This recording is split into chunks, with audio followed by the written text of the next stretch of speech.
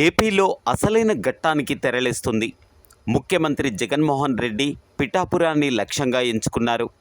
ఏదో ఒక విధంగా వైసీపీని గట్టెక్కించాలనే ప్రయత్నాలు ముమ్మరం చేశారు.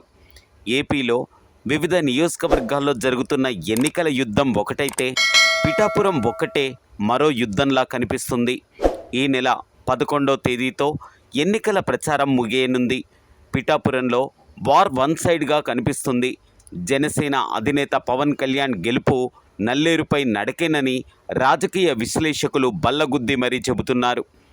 నిన్న మొన్నటి వరకు 30 నుంచి 40 వేల మెజారిటీ జనసేనకు వస్తుందని భావించిన రాజకీయ విశ్లేషకులు ప్రస్తుత పరిస్థితిని గమనిస్తే 60 నుంచి 70 వేల మెజారిటీ తప్పదని స్పష్టం చేస్తున్నారు.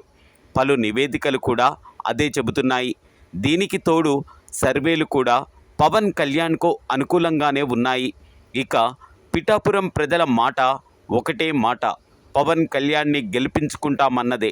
మరి ఇటువంటి సమయంలో పిఠాపురంలో వైసీపీ గెలుపు కోసం మాజీ మంత్రులు స్వయంగా జగన్మోహన్ రెడ్డి కూడా రంగంలోకి దిగుతున్నారు. నిన్న మొన్నటి వరకు హుషారుగా పరుగులు తీసిన వైసీపీ అభ్యర్థి వంగ గీత కూడా చప్పబడిపోయారని ప్రజలు అంటున్నారు. కాకినాడ బస్సు యాత్రలో కూడా వైసీపీ అధినేత ముఖ్యమంత్రి జగన్మోహన్ రెడ్డి పిఠాపురం గురించి మాట్లాడడం విశేషం. వంగ గీత ప్రజలకు అందుబాటులో ఉంటారని ఆయన చెప్పుకుంటూ వచ్చారు.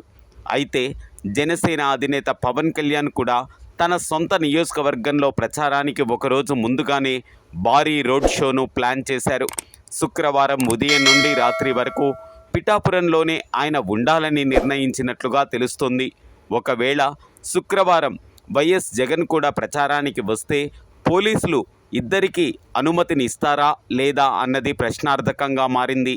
ఏది ఏమైనప్పటికీ ప్రజానాడి మాత్రం జనసేన వైపే కనిపిస్తుంది.